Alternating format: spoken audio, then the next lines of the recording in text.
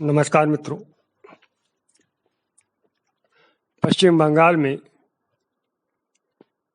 इस समय जो हिंसा की ज्वाला धधक रही है, उस ज्वाला ने संपूर्ण विश्व के हिंदुओं को बेचैन कर रखा है, उद्वेलित कर रखा है। और इसके साथ ही बार बार याद किए जा रहे हैं गोपाल पाठा। वे गोपाल पाठा जो यदि न होते तो कोलकाता शायद आज भारत में न होता। लेकिन बात इतनी ही नहीं है, बात इसके अलावा भी काफी कुछ है। आज गोपाल पाठा के बहाने, बंगाल की हिंसा के बहाने हम उन सबको याद करेंगे, उन सब पे चर्चा करेंगे। मित्रों, थोड़ा धीरज बनाए रखिएगा, पूरा सुनने का प्रयास कीजिएगा, जल्दबाजी न कीजिएगा।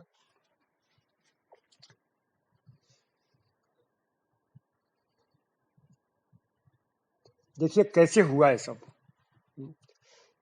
ऐसी कौन सी परिस्थितियां थी जिसमें गोपाल पाठा जैसे एक खटिक समाज के एक युवक का उदय हुआ और हिंदुओं की रक्षा हुई।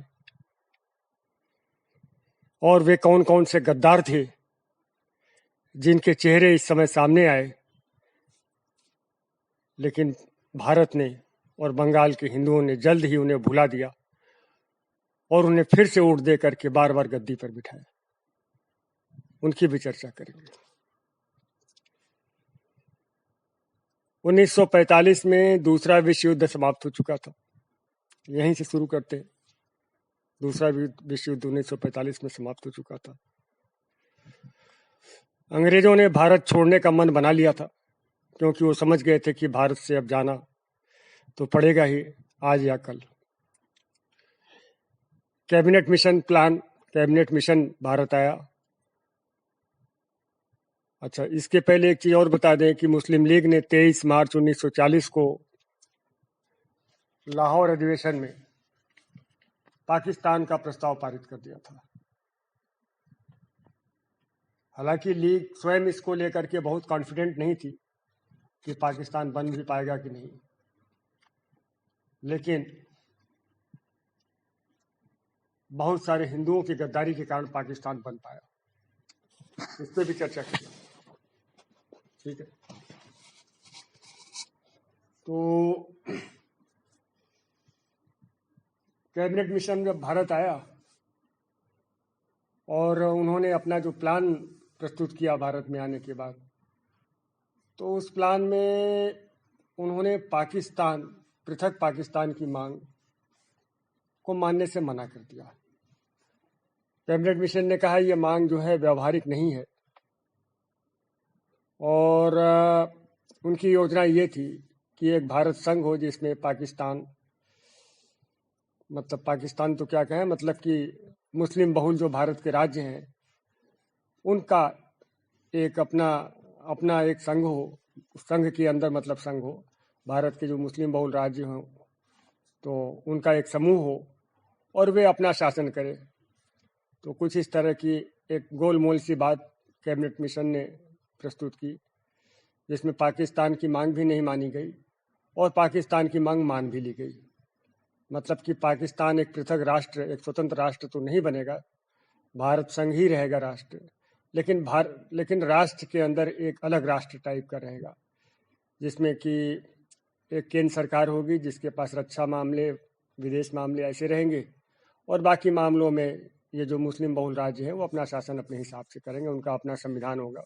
इस तरह से कुछ था। मुस्लिम लीग को यह पसंद नहीं आया, और पसंद न आने का कारण यह था कि वो एक स्वतंत्र और संप्रभु पाकिस्तान चाहते थे। मुस्लिम लीग को ये बात पसंद नहीं आई, और जिन्ना ने जो है डायरेक्ट एक्शन डे का आह्वान किया। ये जुलाई 1946 की बात है, डायरेक्ट एक्शन डे की बात करी। उसके पहले एक और चीज हो गई थी कि बंगाल में 1946 में विधानसभा के चुनाव हुए थे, और उन चुनाव में जो है मुस्लिम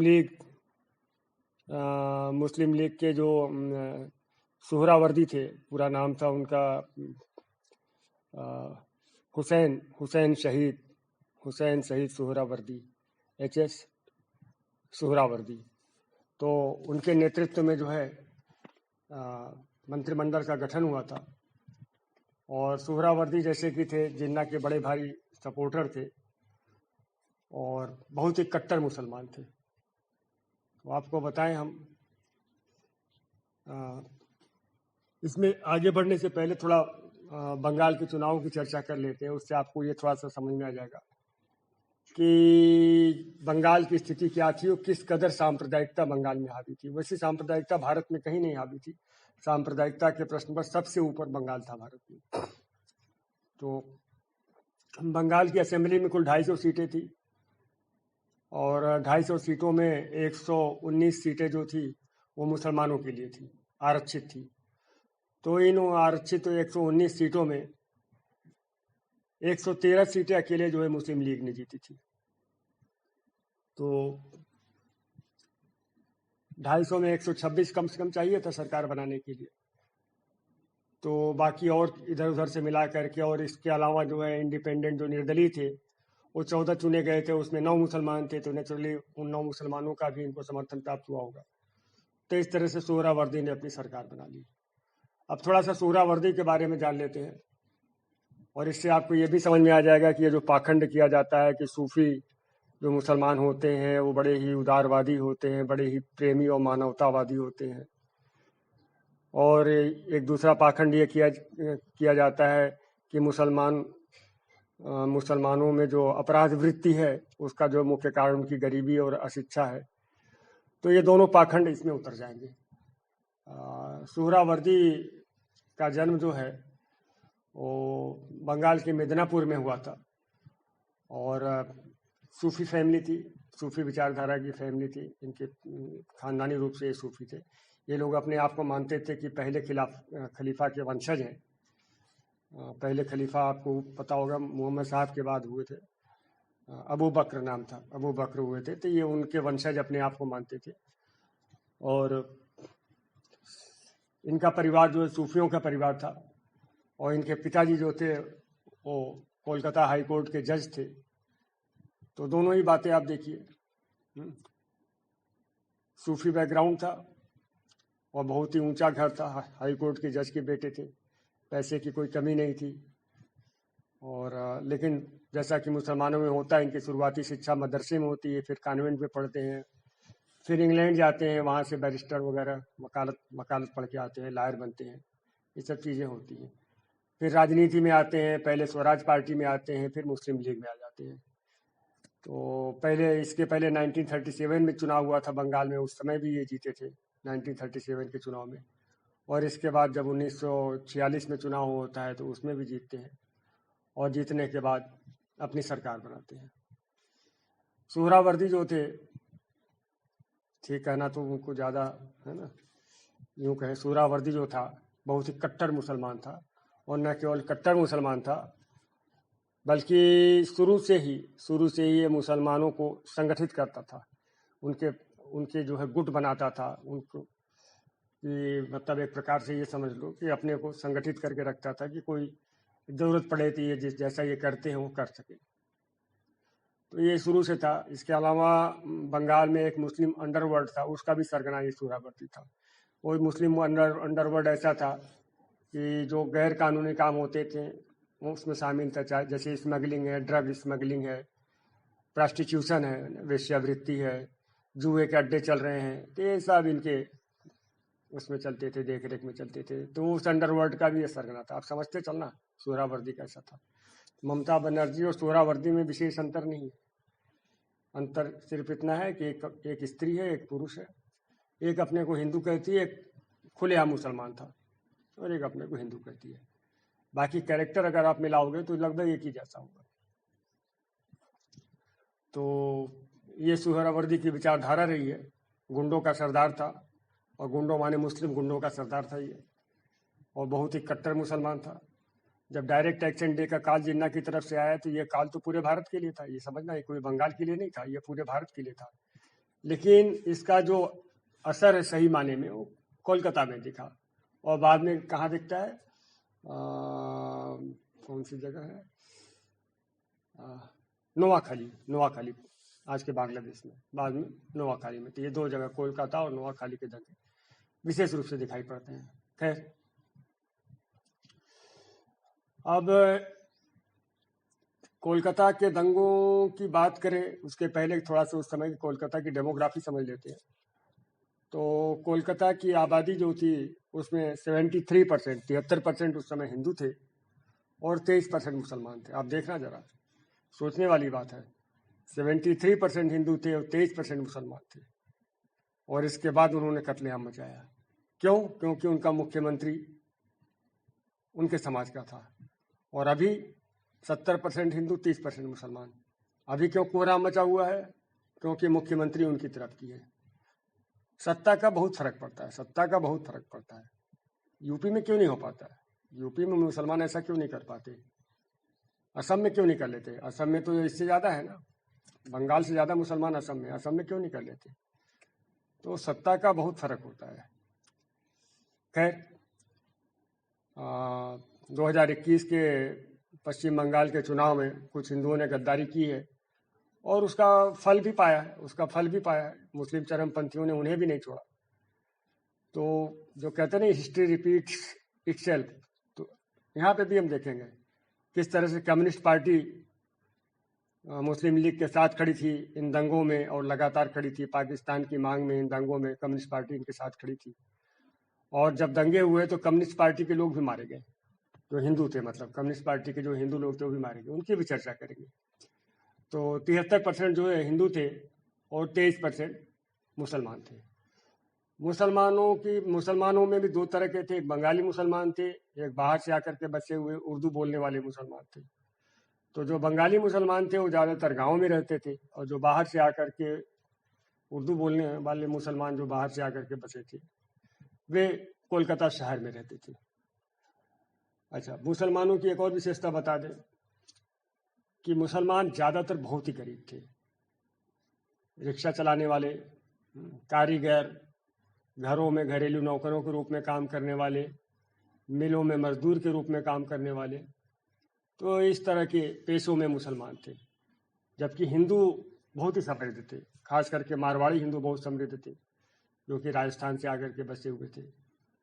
तो ये सब चीज़ें हैं। अब कोलकाता की डेमोग्राफी के बाद जरा कोलकाता पुलिस की भी डेमोग्राफी समझ लीजिए। कोलकाता पुलिस की स्थिति ये थी कि 50-50 थे, 50% हिंदू और 50% लगभग मुसलमान थे। बल्कि हिंदू कम रहे होंगे, 50% तो मुसलमान थे, इसके बाद एंग्लो इंडियन थे, बाकी चीज थे। 24 थानों में से 22 थानों के जो थानेदार थे, थाना प्रभारी थे, वे मुसलमान थे। कुल 24 थाने थे, 24 में से 22 में मुसलमान थे, और बाकी जो 2 थाने थे उसमें भी एंग्लो इंडियन थे, माने किसी भी थाने का थाना प्रभारी हिंदू नहीं था। कलकत्ता का जो कोलकाता का मेयर था वो भी एक मुसलमान था, उसका नाम था शरीफ खान। और एक और व्यक्ति का नाम आप जान लीजिए, वो है शेख मुजीबुर रहमान। शेख मुजीबुर रहमान कौन है? जिन्हें बंग बंधु कहा जाता है ना। तो जो बांग्लादेश में, जिनके नेतृत्व में बाद में जो है बांग्लादेश का मुक्ति संग्राम चला, तो जो शेख मुजीबुर रहमान थे ये भी कोई कम कट्टरपंथी नहीं थे, ये सोहरावर्दी के दाहिने हाथ थे। तो इन्हें भी इनका मिला। जिस तरह से इन्होंने हिंदुओं का कत्लेआम कराया उसी तरह से इनका भी कत्ल हुआ था। ठीक है, अब आते हैं 16 अगस्त 1946 को। तो 16 अगस्त 1946 को ही क्यों ये चीज रखी गई थी? तो 16 अगस्त 1946 का दिन निर्धारित करने के 2 कारण थे। पहला कारण तो ये था कि रमजान का महीना था, और 16 अगस्त को रमजान का 18वां दिन पड़ रहा था।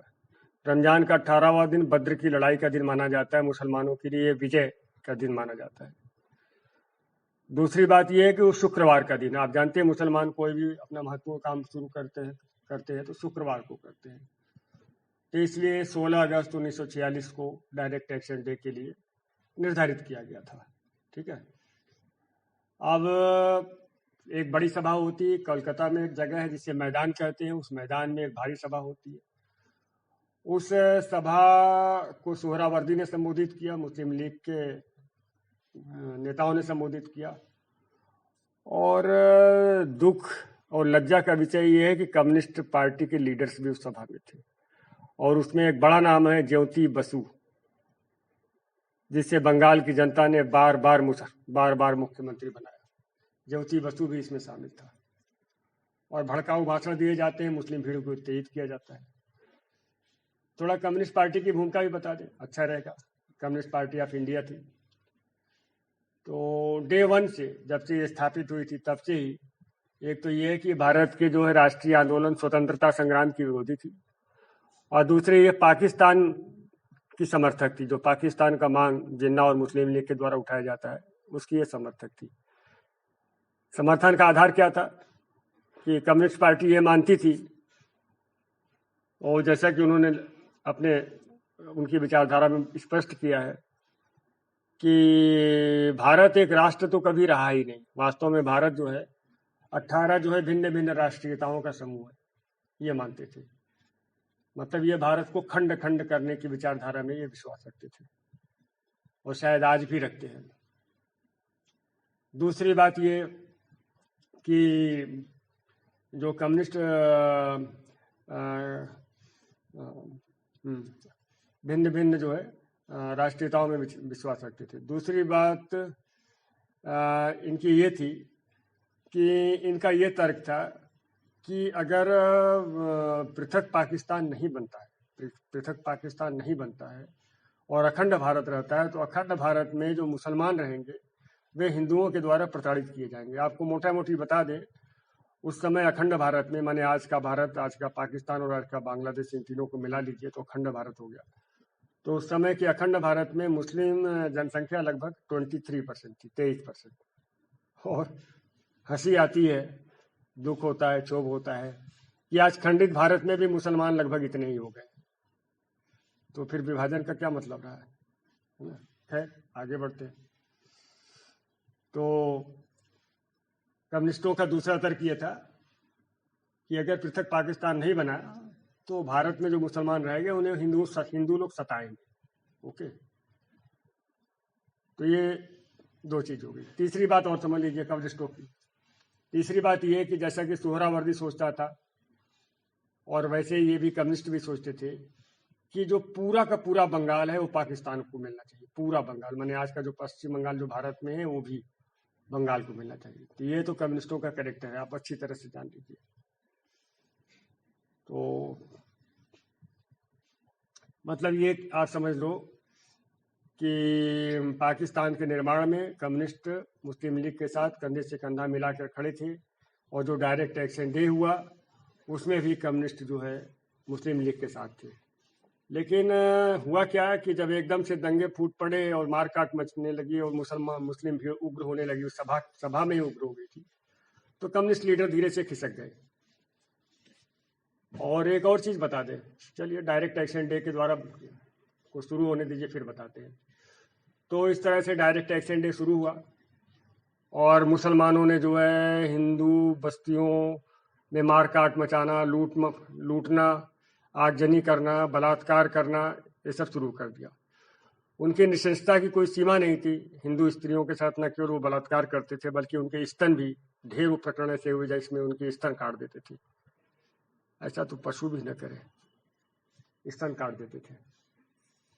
तो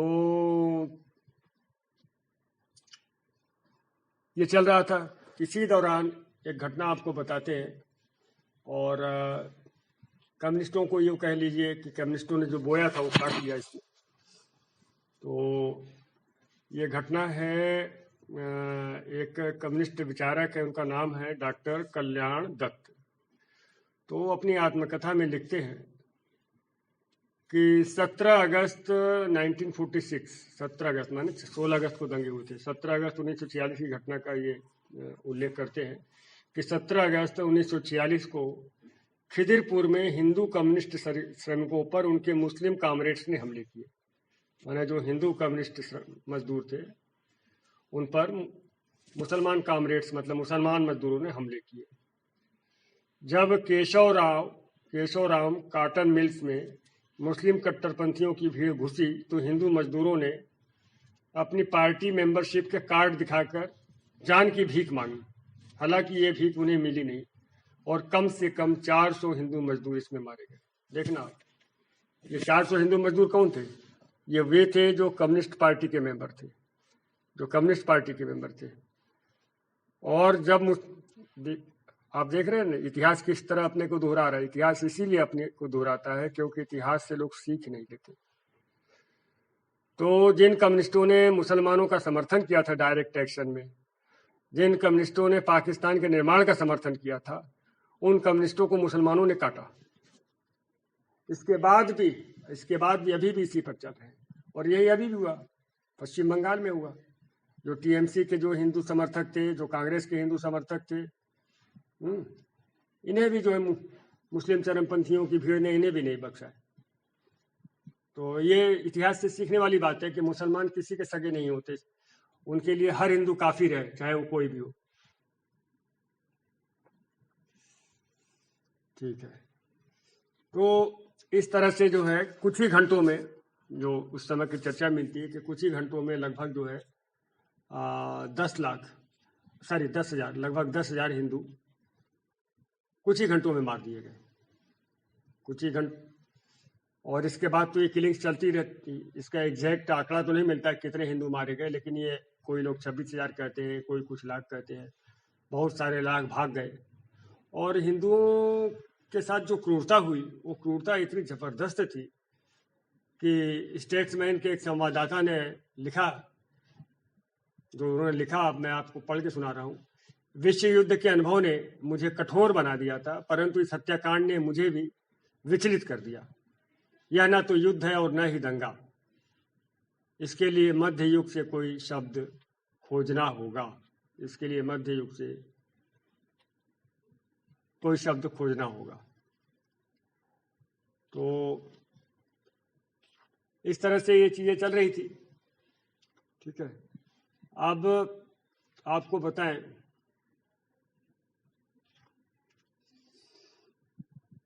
कि जब ये इन दंगों की भयावहता सामने आती है, जब इन दंगों की भयावहता सामने आती है, तो डॉक्टर श्यामा प्रसाद मुखर्जी वो बहुत विचलित हुए।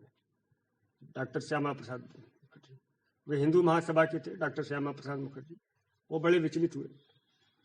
और उन्होंने गोपाल पाठा से मदद मांगी। गोपाल पाठा से कहा कि आप हिंदुओं की रक्षा के लिए सामने आइए। गोपाल पाठा का सही नाम गोपाल मुखोपाध्याय है और वे खटिक थे। और आपको बताएं, खटिक या तो ब्राह्मण थे या क्षत्रिय थे, या तो ब्राह्मण थे या क्षत्रिय थे। उसके कभी अलग से चर्चा करेंगे कि कैसे कैसे ये सब चीजें हुई। लेकिन ये योद्धा बड़े जबरदस्त होते थे और हिंदुओं की रक्षा में इनकी भूमिका हमेशा बहुत आगे रही खटिकों की।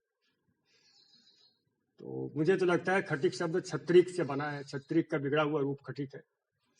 वो छत्रिक को कहे तो क्षत्रिय होता है। तो ये मेरे अध्ययन में ये चीज आती है बार बार कि खटिक जो है वास्तव में छत्रिक थे।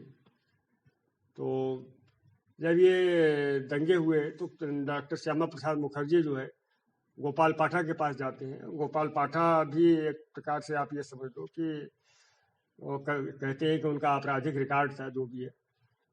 लेकिन उन्होंने हिंदुओं का आह्वान किया। श्यामा प्रसाद मुखर्जी ने हिंदुओं से कहा कि यदि मरना ही है तो लड़कर मरो, ऐसे क्यों मर रहे हो। और उन्होंने गोपाल पाठा से कहा, और गोपाल पाठा भी बहुत विचलित हो रहे थे, उनका भी खून उबल रहा था कि ये क्या हो रहा है। तो उनकी क्या एक दुकान थी बकरा, है ना, उसमें मटन शॉप थी गोपाल पाठा की, जिसपे बकरे काटे जाते थे। तो पाठा माने बंगाली में बकरा होता है, तो इसीलिए उनको गोपाल पाठा कहा गया। तो इसके बाद गोपाल पाठा सामने आते हैं और गोपाल पाठा जब सामने आते हैं तो उनका तो अपना एक बहुत बड़ा गुट था और लगभग 800 के आसपास उनके पास उनके बिल्कुल पक्के वाले लोग थे, जो बिल्कुल। और इसके साथ ही उनके एक दोस्त थे गोपाल पाठा के, उनका नाम था जुगल चंद्र घोष। ये एक अखाड़ा चलाते थे जिसमें बहुत सारे लड़के थे जो पहलवानी करते थे, उनके शिष्य थे और अपने गुरु की आज्ञा को अकाट्य मानते थे। तो इस तरह से जुगल चंद्र घोष और गोपाल पाठा, तो ये दोनों लोग सामने आते हैं, अपने अपने जो है समर्थकों को लेकर के सामने आते हैं। और हिंदू भी समझ ही गए थे कि प्रतिरोध करना जरूरी। हिंदुओं ने ये देख लिया कि जब सरकार जो है दंगाइयों के साथ में है, तो सरकार से तो कोई भी आशा करना तो व्यर्थ ही है, अपनी लड़ाई खुद लड़नी पड़ेगी।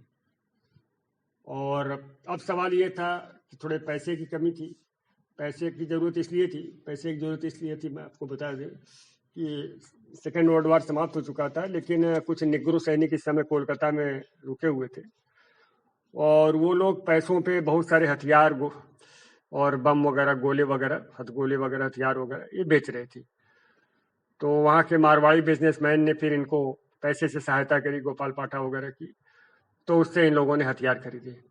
और इसके बाद 2 दिन तो मुसलमानों के थे, तीसरा दिन से इनका शुरू होता है। 16 और 17 तो उन्होंने खूब उत्पात मचाया। 18 तारीख से फिर गोपाल पाठा और ये घोष, इनके ये लोग पूरे हथियारों के साथ, पूरी तैयारी के साथ खड़े थे और इन्होंने नारा दिया कि एक हिंदू की हत्या के बदले 10 मुसलमान की हत्या। ये नारा देकर के सामने आते हैं, एक के बदले 10 का नारा। और जबरदस्त रूप से प्रतिकार हुआ, इतना जबरदस्त रूप से प्रतिकार हुआ कि इनके पांव उखड़ गए और इन्हें भागने का रास्ता नहीं मिला। जितनी नृशंसता इन्होंने करी थी उससे डबल नृशंसता के साथ इन पर आघात होता है। लेकिन हाँ, एक चीज आपको बताएं जो कि हिंदू और मुस्लिम कैरेक्टर के अंतर को बताता है। मुसलमानों ने जो हमले किए थे उसमें औरतों और बच्चों को भी नहीं बख्शा गया था, लेकिन हिंदुओं ने ऐसा नहीं किया। उन्होंने औरतों और बच्चों को नहीं टच किया। जो भी उन्होंने हमले किए वो वयस्क पुरुषों पर किए, औरतों और बच्चों पर आघात नहीं किया। तो जब जबरदस्त इन्होंने हमले शुरू किए और इसके बाद जिस तरह से इन्होंने, है ना, एक एक को पहचाना गया कि कौन कौन लोग इन हमलों में शामिल थे, पूरी रेकी की गई और एक एक पर हमले शुरू होते हैं। और ये हमले इतने जबरदस्त थे कि इनको भागने का मौका नहीं मिलता था और अंत में उनके पांव उखड़ जाते हैं। और पांव ऐसे उखड़ते हैं कि फिर जो सोहरावर्दी है वो फिर सेना को कॉल करता है, सेना बुलाता है। अभी तक सेना नहीं बुला रहा था, शुरुआत में सेना नहीं बुला रहा था, लेकिन जब इनके ऊपर हमले होने शुरू हुए तो सेना बुलाना शुरू किया और गांधी जी से भी मदद मांगा। फिर गांधी जी आते हैं, इस तरह से उनकी मदद मिलती है और फिर जाकर के दंगे रुकते हैं। लेकिन आपको बताएं कि सोहरावर्दी की प्लानिंग ये थी, यहाँ पर एक चीज़ ये भी बता दें कि सोहरावर्दी की प्लानिंग ये थी कि बंगाल में, है ना, एक्चुअल में ये प्लानिंग इनकी हमेशा रहती है, हिंदुओं को मार दो, कुछ को मार दो, कुछ को भगा दो, कुछ को कन्वर्ट कर दो और इस तरह से मुस्लिम मेजॉरिटी वहाँ पे स्थापित कर दो, डेमोग्राफी चेंज कर दो। तो ये उनकी प्लानिंग थी कि बंगाल में और नहीं तो कम से कम कोलकाता में हिंदुओं की जनसंख्या कम कर दी जाए, डेमोग्राफी में मुसलमानों का अनुपात बढ़ा दिया जाए और जिससे जो पाकिस्तान बने तो उसमें पूरा बंगाल शामिल हो और कोलकाता भी शामिल हो। तो ये इनकी स्कीम थी और गोपाल पाठा अगर नहीं हुए होते तो ये स्कीम शायद सफल भी हो जाती, लेकिन गोपाल पाठा के कारण ये स्कीम सफल नहीं हो पाई। और ये एक बहुत बड़ी उपलब्धि भारत के लिए है और भारत को जो है गोपाल पाठा के प्रति हमेशा से एक आप ये कह लीजिए कि थैंकफुल होना चाहिए। लेकिन हमारा दुर्भाग्य देखिए कि हमारे देश के इतिहासकारों ने इतिहास में गोपाल पाठा को बिल्कुल भर दे। आप इतिहास की किताब पढ़ोगे तो गोपाल पाठा आपको नहीं दिखेंगे। तो ये भी एक बड़ा भारी षड्यंत्र था। हमें हमारे इतिहास से ठीक से परिचित नहीं कराया गया। इतिहास भी एक एजेंडा के अंतर्गत लिखा गया, लेकिन जिस तरह से गोपाल पाठा सामने आते हैं और जिस तरह से उन्होंने न केवल बंगाल की बल्कि भारत की भी रक्षा की। और एक चीज़ और बता दें, हाँ, वो भी कि जो ये कोलकाता हत्याकांड था या कोलकाता के दंगे भी आप कह लो, क्योंकि शुरुआत तो मुसलमानों ने की, फिर जवाब हिंदुओं ने दिया इसका। तो इसमें बंगाल के अलावा जो सीमा पर बिहार था और उसके बाद फिर पूर्वी उत्तर प्रदेश। तो पूर्वी उत्तर प्रदेश और बंगाल के भी हिंदू बड़ी बड़ी संख्या में आए थे, और हिंदुओं ने जो एक एकजुटता दिखाई थी, और जो एक आक्रामकता दिखाई थी, जो एक प्रतिरोध की शक्ति दिखाई थी, वो गजब की थी। और वो शक्ति इतनी गजब की थी कि इसका परिणाम ये हुआ कि आने वाले 30 सालों तक मुसलमानों को दंगे करने की हिम्मत नहीं हुई। उन क्षेत्रों में भी वो दंगे करने की हिम्मत नहीं हुई जिसमें वो बहुमत में थे। लेकिन फिर बाद में धीरे धीरे करके जो है फिर से हिंदू जो है फिर से शांत होते चले जाते हैं, जैसा कि हिंदू कैरेक्टर है। तो इस तरह से कोलकाता किलिंग्स में हमें 2-3 बातें हमारे दिमाग में आती हैं जो बॉटम लाइन है, जिन्हें मैं हाईलाइट करना चाहता हूँ। पहला ये कि कम्युनिस्ट पार्टी की भूमिका देखिए इसमें आप, और मुझे समझ में नहीं आया था कि भारत में ये पार्टी किस तरह से है और किस तरह से ये कुछ सीटें भी कहीं कहीं जीत जाती है और कैसे इसका हिंदू समर्थन कर देते हैं। दूसरा ये कि जब दंगे हुए और कम्युनिस्ट पार्टी जो कि डायरेक्ट एक्शन डे के पक्ष में थी, जो मुस्लिम लीग के पक्ष में थी, जो पाकिस्तान के निर्माण के पक्ष में थी, उस कम्युनिस्ट पार्टी के वर्कर्स को भी नहीं छोड़ा गया और 400 ऐसे मजदूर मारे गए जो कम्युनिस्ट पार्टी के कार्यकर्ता थे, हिंदू मजदूर। तो इससे जो है आप एक मुस्लिम कैरेक्टर देखें कि वो किसी के नहीं है, उनके लिए हर काफिर सिर्फ काफिर है, भले ही वो किसी पार्टी से हो।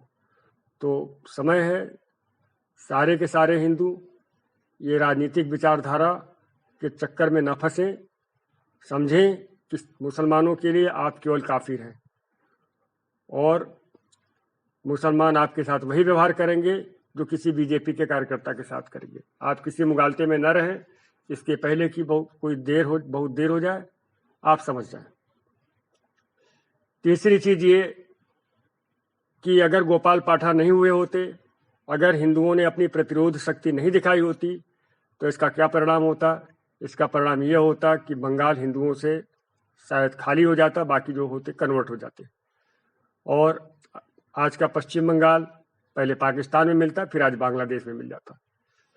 तो भारत का एक बहुत बड़ा हिस्सा कट जाता, बहुत बड़ी संख्या में हिंदू कन्वर्ट हो जाते, बहुत बड़ी संख्या में हिंदू मारे जाते। तो हिंदुओं ने अपनी प्रतिरोध शक्ति से न केवल अपने धर्म और समाज की रक्षा की, बल्कि देश की भी रक्षा की। तो ये भी एक इसका सबक है कि हिंदुओं, आपको अपनी प्रतिरोध शक्ति को फिर से जगाना पड़ेगा। गोपाल पाठा की तस्वीर को घर घर में लगाओ, वो आपके नायक हैं, आपके हीरो हैं, उनको जानो, उनकी कहानियां बताओ और उनसे प्रेरणा ग्रहण करो। और क्योंकि समय बहुत विकट है। जैसी परिस्थितियां 1947 में विभाजन के समय देश में विद्यमान थी, लगभग वैसी ही परिस्थितियां आज भी विद्यमान है। तो इसलिए अब ज्यादा जो है देर करने का समय है नहीं। आप जो है बिल्कुल सतर्क हो जाएं, तैयार हो जाएं। इसके पहले कि भारत का एक और विभाजन हो, आप संभल जाएं। हाँ, एक और चीज बता दें आपको, यह भी स्पष्ट हो चुका है तमाम रिसर्च में कि मुसलमान इस समय मुगलिस्तान बनाने के काम में लगे हुए हैं। मुगलिस्तान, पहले उन्होंने पाकिस्तान बनाया और वो मुगलिस्तान बनाना चाहते हैं, और उस मुगलिस्तान के अंतर्गत आज का जो पश्चिम बंगाल है, इससे बांग्लादेश में मिला करके ग्रेटर बंगाल बनाना है उनको, और इस ग्रेटर बंगाल को पाकिस्तान के साथ मिला करके एक पूरा संघ बनाना है, और इस पूरे संघ का नाम मुगलिस्तान होगा। तो इस योजना पे काम कर रहे हैं वे। अभी जो हत्याकांड चल रहा है, जो हिंसा चल रही है बंगाल में इस समय, वो हिंसा इस ग्रेट मुगलिस्तान के एजेंडे को लागू करने की दिशा में ही एक प्रयास है, और ममता बनर्जी इसमें इसी तरह से सहायक बनी हुई है जिस तरह से सुहरावर्दी उस समय सहायक बना हुआ था। तो आप सभी लोग संभल जाएं, सतर्क हो जाएं, और इतिहास, जैसा कहा जाता है कि इतिहास से जो नहीं सीखते, इतिहास उनके लिए बार बार दोहराया जाता है, तो इतिहास से आप सबक लीजिए। ठीक है मित्रों, फिर मिलेंगे। नमस्कार।